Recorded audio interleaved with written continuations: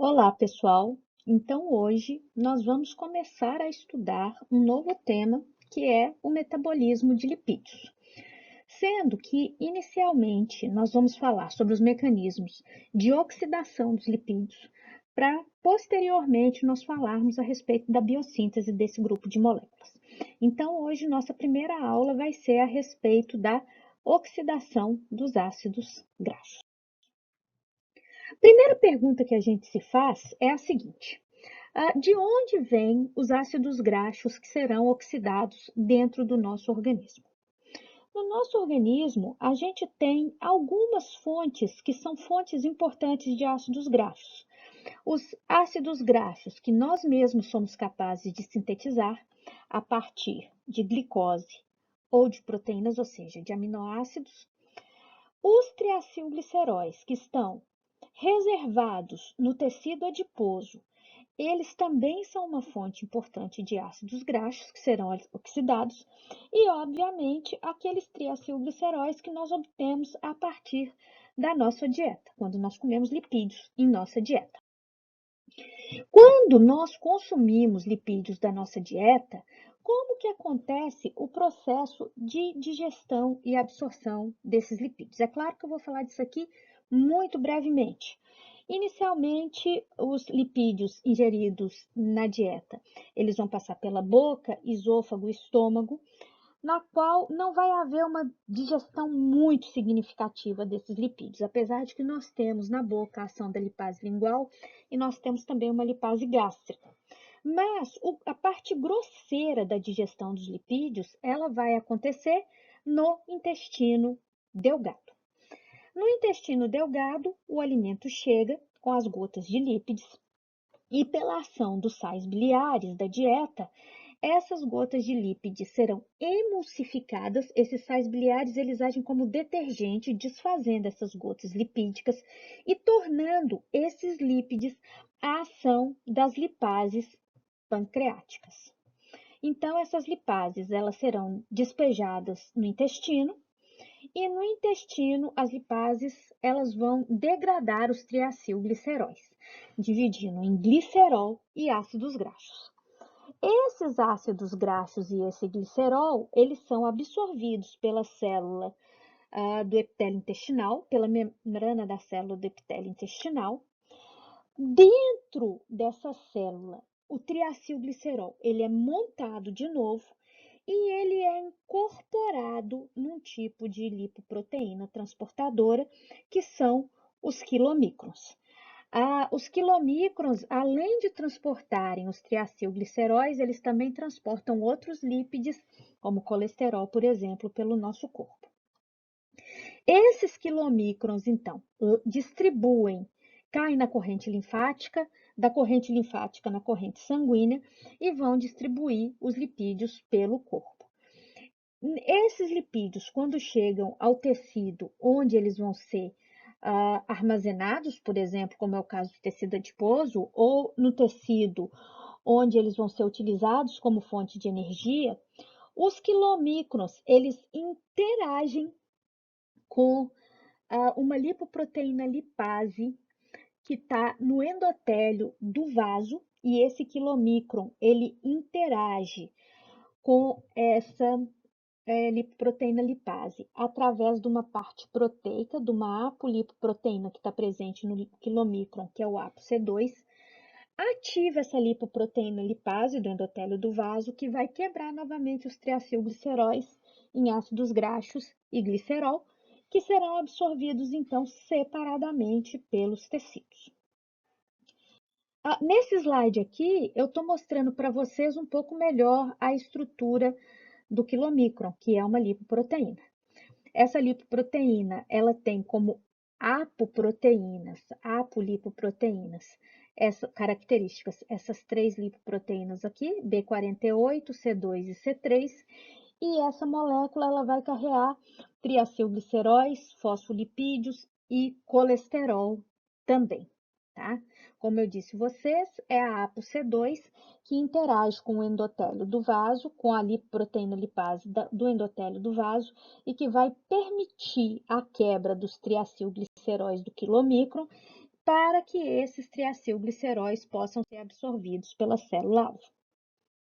Uma outra questão importante é a seguinte: como que os triacilgliceróis que estão armazenados no tecido adiposo, eles vão ser disponibilizados, os ácidos graxos desses triacilgliceróis serão disponibilizados a outros tecidos, como por exemplo o tecido muscular, para que o tecido muscular possa utilizar esses ácidos graxos como fonte de energia.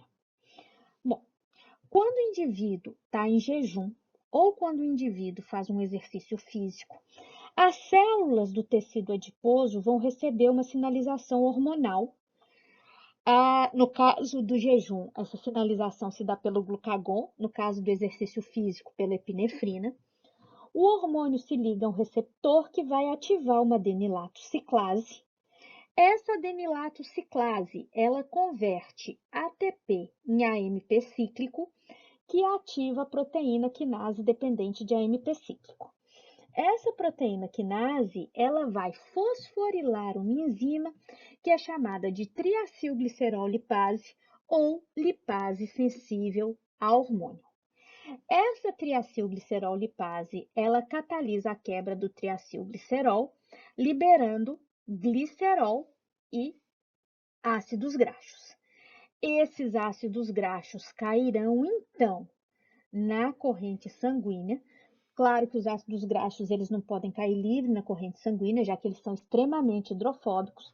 Eles vão cair na corrente sanguínea, vão se ligar à albumina e eles serão distribuídos pelo corpo, podendo atingir tecidos onde eles serão utilizados como fonte de energia. Aqui, por exemplo, eu estou mostrando uma célula muscular, um miócito, no qual os ácidos graxos captados serão oxidados por um processo de respiração celular, composto de beta-oxidação, ciclo de Krebs mais cadeia transportadora de elétrons, sendo completamente oxidada a CO2 e gerando uma grande quantidade de energia na forma de ATP. O glicerol, que é formado pela quebra do triacilglicerol no tecido adiposo, também vai cair na corrente sanguínea. E o que acontece com esse glicerol? Esse glicerol será levado ao fígado, onde ele serve como substrato que pode dar origem a intermediários da via glicolítica. Então, o glicerol vai receber um grupamento fosfato proveniente do ATP no seu carbono 3 pela ação da glicerol quinase, dando origem a glicerol 3-fosfato. Esse glicerol 3-fosfato doa elétrons ao NAD, formando NADH pela ação da glicerol 3-fosfato desidrogenase, dando origem a dihidroxiacetona fosfato. E essa dihidroxiacetona fosfato, ela vai ser isomerizada pela ação da triose fosfato isomerase. Na verdade, parte dessa dihidroxiacetona fosfato é isomerizada, dando origem a gliceraldeído 3-fosfato, que pode seguir na via glicolítica ou, alternativamente, a dihidroxiacetona fosfato mais o gliceraldeído 3-fosfato podem ser fundidos, dando origem à frutose 1,6-bifosfato, que pode dar origem à glicose através da gliconeogênese. Em relação à classificação, como você se lembra, os ácidos graxos, eles podem ser classificados em relação ao tamanho de suas cadeias, como ácidos graxos de cadeia curta, cadeia média, cadeia longa e cadeia muito longa. Os de cadeia curta têm 2 ou 3 átomos de carbono, os de cadeia média de 4 a 12, os de cadeia longa 13 a 20 e os de cadeia muito longa têm mais do que 20 átomos de carbono na sua estrutura. E a forma como esses ácidos graxos serão metabolizados vai depender, entre outros fatores, do tamanho da cadeia carbônica desses ácidos graxos.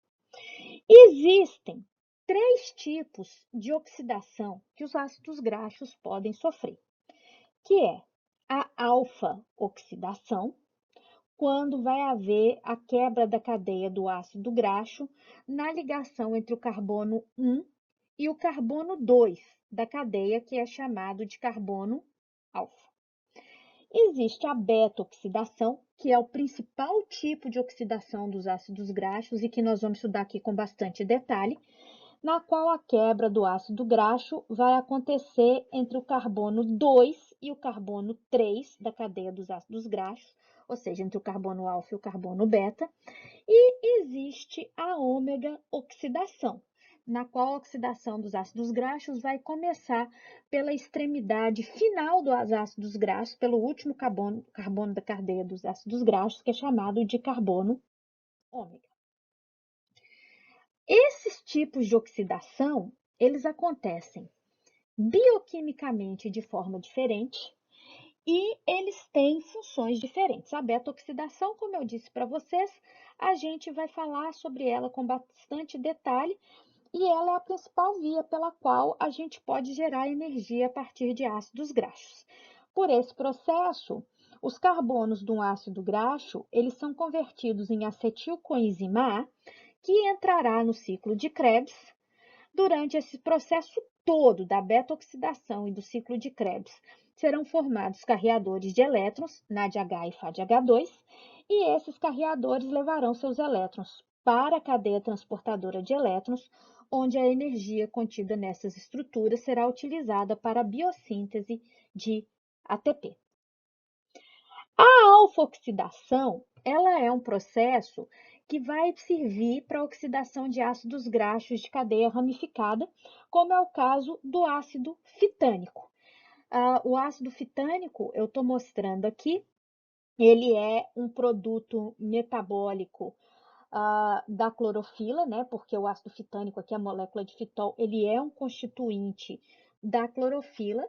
E a alfa-oxidação ela vai ser importante porque o ácido fitânico que está presente nos vegetais da dieta, ele tem que ser metabolizado e também pela metabolização do ácido fitânico encontrado em produtos originados de animais ruminantes. Então, por exemplo, no leite, na gordura da carne, nós vamos ter um pouco aí de ácido fitânico.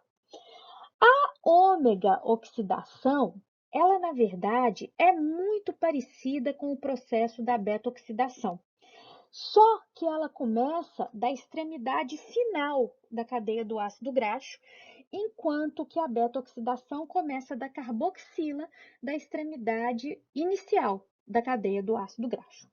Então, para que a ômega oxidação aconteça, a primeira coisa que tem que ocorrer é que esse carbono final da cadeia do ácido graxo, carbono ômega, ele tem que ser convertido em uma carboxila. E esse processo vai ocorrer em duas etapas. Uma primeira etapa catalisada por uma álcool-desidrogenase, que converte por uma hidroxilase, primeiro, que converte esse carbono em um carbono hidroxilado. Esse carbono hidroxilado, então, passa pela ação de uma álcool-desidrogenase, dando origem a um grupamento aldeído, e esse aldeído, então, passa pela ação de uma aldeído-desidrogenase, dando origem, então, ao grupo carboxila na extremidade final dos ácidos graxos. E a partir daí, o processo que vai acontecer para a oxidação, para a ômega oxidação, é exatamente igual a uma beta oxidação e vai ocorrer no peroxissomo, tá certo? Então, pessoal, mostrando aqui para vocês, a oxidação dos ácidos graxos, ela vai acontecer em compartimentos diferentes, dependendo do tipo de oxidação que está acontecendo. A beta-oxidação, ela é um processo que vai oxidar ácidos graxos de cadeia curta, média e longa, e vai acontecer na matriz mitocondrial. A beta-oxidação dos ácidos graxos de cadeia muito longa e a alfa-oxidação dos ácidos graxos de cadeia ramificada vai acontecer nos peroxissomos e a ômega-oxidação ela acontece nos peroxissomos e no retículo endoplasmático. Então, essa foi a nossa aula introdutória sobre como ocorre a oxidação dos ácidos graxos e a partir de agora a gente vai falar muito mais detalhadamente sobre o processo de beta-oxidação, particularmente sobre a beta-oxidação dos ácidos graxos de cadeia longa, que é o principal processo pelo qual ácidos graxos podem gerar energia no nosso organismo. Obrigada pela atenção de vocês e até a nossa próxima aula.